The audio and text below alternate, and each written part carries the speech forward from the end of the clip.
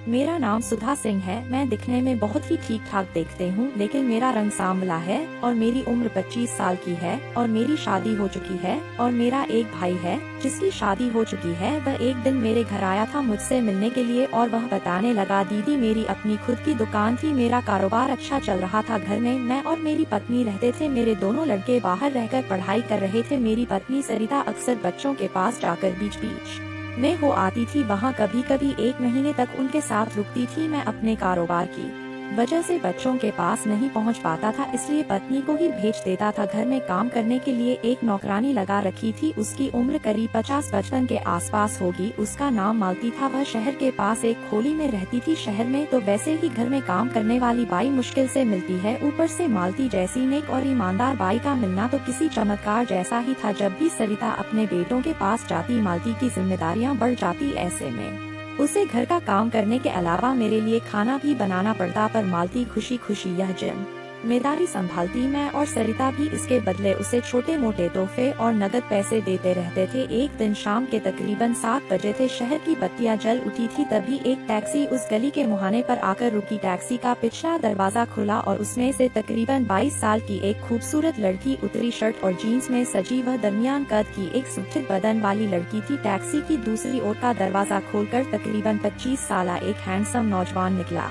उस नौजवान ने टैक्सी का किराया चुकाया और जब टैक्सी आगे बढ़ गई तो वे दोनों गली में दाखिल हो गए।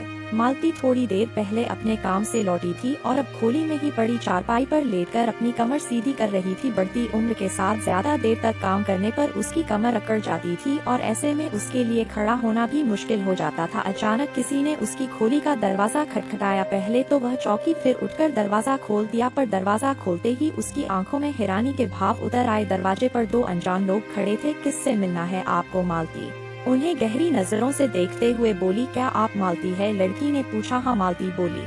फिर तो हमें आपसे ही मिलना है, पर मैंने तो आप लोगों को पहचाना नहीं। कौन है आप लोग? मेरा नाम लिया है और यह विजय। जहाँ तक आपका हमें पहचानने का सवाल है, इसके पहले हम मिले ही नहीं आज। क्या हमें सारी बातें ही दरवाजे पर ही बतला पड़ेंगी? आइए अंदर आ जाइए, मालती बोली। अंदर मालती ने उन्हें चारपाई पर बिठाया, फिर खोली का दरवाजा बंद कर उनके पास खोली के फर्श पर ही बैठ गई। आप भी चारपाई पर बैठिए। उसे फर्श पर बैठता देख लड़की बोली। नहीं, मैं यही ठीक हूँ। मालती बोली। आप बोलिए, आपको मुझसे क्या काम है? काम तो है, वह भी बहुत जरूरी। पहली बार लड़के ने मुंह खोला, पर इसके पहले हम आपको यह बता दें कि हमें आपके बारे में सब कुछ मालूम है। आप किन किन लोगों के पास काम करती हैं और उनसे आपको क्या पगार मिलती है। यह मेरे सवाल का जवाब नहीं है। हम आपके सवाल का जवाब देंगे, पर उसके पहले आप हमारे एक सवाल का जवाब दीजिए। कौन से सवाल का? मालती, आपका शरीर जब तक ठीक है, आप लोगों के घरों में काम करके अपना गुजारा कर लेती हैं, पर जिस दिन आपका शरीर थक जाएगा उस दिन आप क्या करेंगी? मैं तुम्हारा मतलब नहीं समझी। मेरा मतलब यह है, क्या आप अपने काम से इतना पैसा कमा लेती हैं कि अपना बुढ़ापा सही ढंग से बिता सके? मालती के चेहरे पर परेशानी के भाव उतर आए। पिछले कई दिनों से वह भी यही बात सोच रही थी। आप चुप क्यों हैं? मीरा को खामोश देख लड़का बोला। मुझे अपने काम से जो पैसा मिलता है वह खाने पहनने और खोली का किराया देने में ही खर्च हो जाता है। मैं लाख कोशिश करती हूँ कि हर महीने कुछ पैसे बचा लूँ ताकि बुढ़ापे में काम आए, पर बचा नहीं पाती और कभी बचा भी नहीं पाएंगी, क्योंकि शहर में हर चीज इतनी महंगी है कि मेहनत मजदूरी करने वाला इंसान कुछ बचा ही नहीं सकता। तुम बिल्कुल ठीक कहते हो बेटा, मालती एक ठंडी आह भरकर बोली। पर क्या किया जा सकता है? हम औरों के लिए तो नहीं, पर आपके लिए इतना जरूर कह सकते हैं कि बहुत कुछ किया जा सकता है। कौन करेगा मेरे लिए? और क्यों यहाँ कोई दूसरे के लिए कुछ नहीं करता? अपना भविष्य संवारने के लिए इंसान को खुद ही कुछ करना पड़ता है। अगर आप अपना बुढ़ापा संवारना चाहती हैं तो आपको भी इसकी कोशिश करनी होगी। पर क्या? पहले आप ये बतलाइए कि क्या आप अपने भविष्य के लिए कुछ पैसे जोड़ना चाहती हैं? भला कौन नहीं चाहेगा? मैं आपकी बात कर रहा हूँ। हम आपको पूरे 50,000 देंगे। 50,000? मालती हैरान होकर बोली। हाँ, पूरे 50,000। इसके बदले मुझे करना क्या होगा? कुछ खास नहीं। लड़के के बदले लड़की बोली। आपको सिर्फ 1 महीने के लिए मुझे राकेश के घर बतौर नौकरानी रखवाना होगा, वह भी तब जब वह घर में अकेला हो। पर क्यों? तुम 50,000 कमाना चाहती हो? हाँ, तो फिर वह करो जो हम चाहते हैं। लेकिन तुम बताओ, नौकरानी वहाँ 1 महीने रहकर करना क्या चाहती हो? कुछ ना कुछ तो करूँगी ही, पर यह बात हम तुम्हें नहीं बताएंगे। मालती खामोश हो गई। उसके चेहरे पर चिंता की रेखाएं खिंचाई थी। 50,000 की बात सुनकर उसके मन में लालच की भावना जाग उठी थी, पर दूसरी ओर वह उन लोगों की तरफ से दुखी भी कि ना जाने वह राकेश के साथ क्या करना चाहते थे। अब तुम क्या सोचने लगी? मालती को खामोश देख लड़की बोली, पर तुम कहीं से भी काम वाली बाई नहीं लगती हो। मालती लड़की को सिर से पैर तक देखते हुए बोली, यह हमारी सिरदर्दी है, तुम यह बताओ कि तुम यह काम कर सकती हो या नहीं। तुम्हारा इरादा राकेश जी को कोई नुकसान पहुँचाना तो नहीं? बिल्कुल नहीं। फिर ठीक है, मालती बोली, पर पैसे उस दिन तुम्हें पैसे मिल जाएंगे जिस दिन तुम मुझे बताओ और नौकरानी राकेश के घर रखवा दोगी। अरे मालती तुम। मालती ने रिया के साथ जैसे ही ड्राइंग रूम में कदम रखा, मैं बोला, पूरे 3 दिन कहाँ रही? तुम सोच भी नहीं सकती कि इन 3 दिनों में मुझे कितनी परेशानी उठानी पड़ी। तुम्हें तो मालूम ही है कि तुम्हारी मालकिन आजकल बेटों के पास गई है। मालूम है मालिक? मालती अपने चेहरे पर दर्द का भाव लाती हुई बोली, पीठ दर्द से मेरा उठना बैठना मुश्किल है। डॉक्टर को दिखाया तो दवाओं के साथ साथ पूरे 1 महीने तक बेड रेस्ट करने की सलाह दी है। 1 महीने पर आप फिक्र न करें, आपको इस दरमियान कोई तकलीफ न होगी। मालती मेघा को आगे करते हुए बोली, यह मेरी भतीजी मेघा है, जब तक मैं नहीं आती यही आपके घर का सारा काम करेगी। मैंने मेघा पर एक गहरी नजर डाली। खूबसूरत और जवान मेघा को देख मेरी आंखों में एक अनोखी चमक जागी। इसे सब कुछ समझा दिया है ना? मैंने पूछा। जी मालिक। मेघा मेरे घर काम करने आने लगी थी। उसे यहाँ पर काम करते हुए 10 दिन बीत गए थे। इस बीच उसने बड़ी मेहनत और लगन से मेरे घर का काम किया था और मेरी सुख सुविधा का बेहतर ख्याल रखा था। उसके इस बर्ताव से मैं बहुत खुश हुआ था। मैं मेघा के साथ बड़ा ही कोमल और अपनापन बर्ताव करता था। सच तो यह था कि मेघा की खूबसूरती और जवानी ने मेरे अधे बदन में एक नई उमंग जगा दी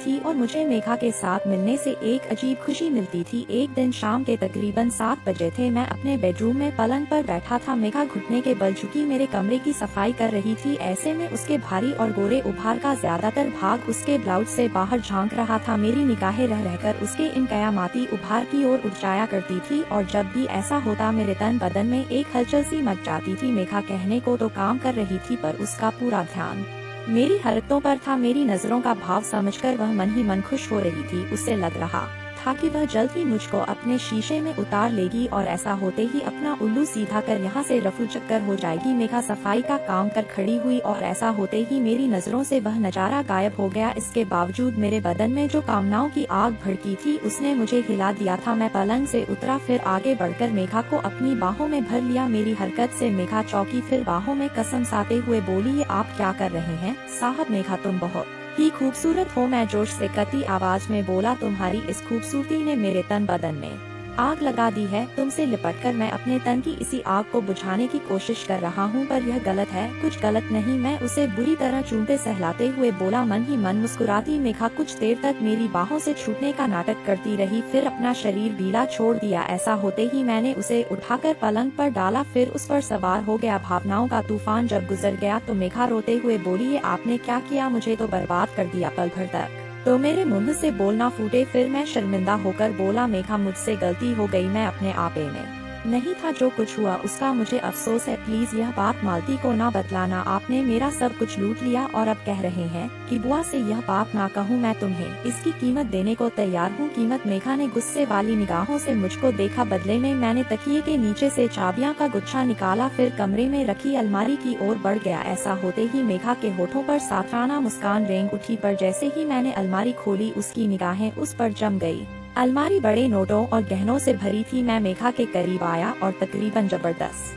नोट की गड्डी उसके हाथ पर रखते हुए बोला, प्लीज मालती को कुछ ना बतलाना। मेघा मुझे पल भर घूरती रही, फिर अपने कपड़े ठीक करने के बाद उन नोटों की गड्डी ब्लाउज में रखते हुए कमरे से निकल गई। उस रात में पूरी रात ढंग से सो ना सका। मुझे यह बात परेशान करती रही कि कहीं मेघा मेरी करतूत मालती को ना बतला दे। अगर ऐसा हो गया तो मैं किसी को मुंह दिखाने के काबिल नहीं रहने वाला था। पर दूसरे दिन मुझे तब हैरानी और खुशी का झटका लगा जब मेघा हमेशा की तरह काम पर लौट आई। वह बिल्कुल सामान्य थी और उसे देखकर ऐसा हरगिज नहीं लगता था कि उसके साथ कुछ ऐसा वैसा घटा है। जब 4 दिन तक सब कुछ ठीक रहा तो छठे दिन रात को मैंने मेघा को हिम्मत करके एक बार फिर अपनी बाहों में समेट लिया। यह क्या कर रहे हैं आप? मेघा चौंकने का नाटक करते हुए बोली, आपने वादा किया था कि आप दोबारा ऐसी गलती नहीं करेंगे। मैं क्या करूं मेघा? मैं कांपती आवाज में बोला, तुम्हारे हुस्न और जवानी ने मुझे ऐसा पागल किया है कि मैं अपने आप पर काबू नहीं रख पा रहा हूँ। प्लीज मुझे रोको मत, मुझे मेरी प्यास बुझा लेने दो।